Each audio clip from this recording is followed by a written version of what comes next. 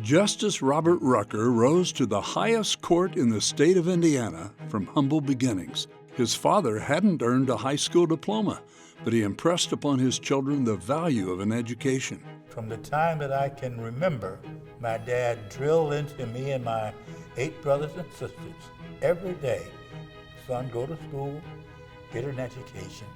You don't want to dig ditches like me.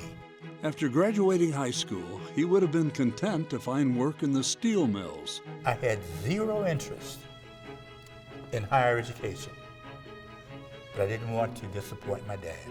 So he considered his options and chose both. I enrolled full-time at Indiana University Northwest campus and worked part-time at the Inland Steel Mill in East Chicago. And because it was right in the community, you could, again, work, and many of the students did. You know, if you think about the regional campuses, we have this great mission, which is helping students along the socio-economic mobility path. And Justice Rucker represents all of that, right? And being able to do that was a tremendous benefit in obtaining a degree. But in the fall of 1966, he was drafted into the Vietnam War. His country called, and he answered. I was a light weapons infantryman and rose to the rank of sergeant. Among other things, I participated in what was known as Operation Pegasus, which involved the relief of besieged Marines at Khe Sanh. I saw a great deal of combat during that year, and for a 20-year-old young man, that experience was tough, it was scary, and I don't really and have not talked about it over the course of my life. Among other commendations, Rucker received 2 Purple Hearts, the Air Medal, and a Bronze Star. After his service, he went back to IU Northwest, where he was considering a career in medicine. But a chance encounter with a young lawyer inspired him to pursue a different path. For the next hour and a half, we talked and talked. This was the most inspirational young man I'd ever met in my life. That day, I left his office.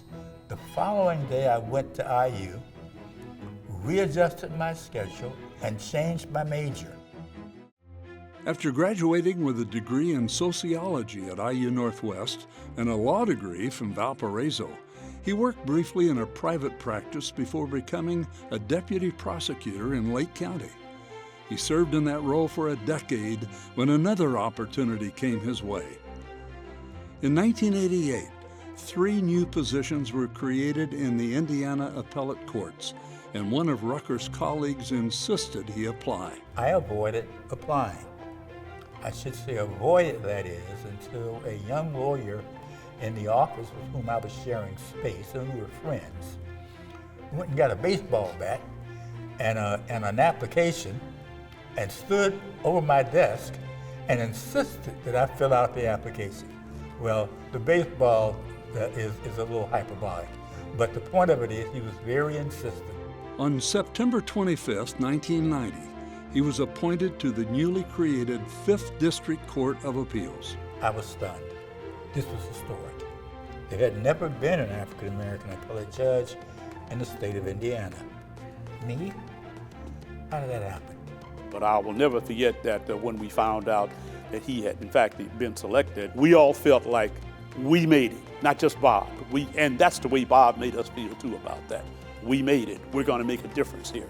Over the next 8 years, he would offer over 900 opinions, but his hard work and thoughtful application of jurisprudence would take him even further. In 1999, he was appointed the 105th Justice to the Indiana Supreme Court. Never in my wildest delusions could I have imagined that one day that lawyer would have the opportunity to serve on any bench, let alone the state's highest court. And my soul looks back and wonders how I ended up at this place. In his time on the state Supreme Court, he would hand down rulings and write dissents that would be cited thousands of times in courts across the country. He brought clarity to the law with cases involving sentencing, family integrity, and the right to search and seizure. But it was his civility, grace, and kindness that he brought to the court in his personal life that endeared him to so many. He was just very gracious with his time. I would have to say I probably frequented his chambers more than anybody else during the time because I knew what we had in him. Justice Rucker stepped down in 2017, leaving an unparalleled legacy and an abiding impression on those that followed him. I can certainly talk about the impact that Bob had on the legal system here and the lawyers here. A lot of people wanted to emulate Bob, especially the young lawyers coming up. Since his retirement, he's been awarded numerous times, including having the courthouse in Gary named in his honor, as well as an honorary law degree from Indiana University. It was such an honor to be able to be part, along with the president, bestowing an honorary degree of Doctor of Laws to Justice Rucker. It really just symbolized the enduring support and really recognizing how much he gave both to the legal community, to the institution of IU Northwest and IU.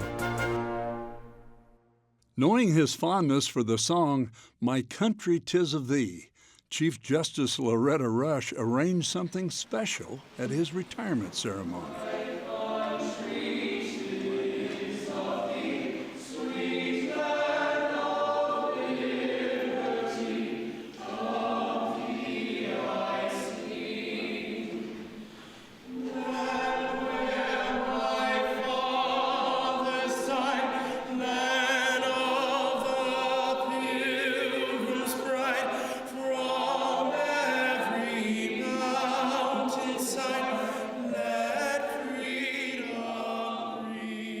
Thank you, of course, goes to my parents, and especially my dad. He was the biggest hero in my life. And so my greatest thanks goes to him. And of course, along the way, my lovely wife, Denise, who's with me here today, she has been a tremendous supporter, and my entire family. I'd like to impart, and from time to time on students, that it's your attitude, not just your aptitude, that determines your altitude.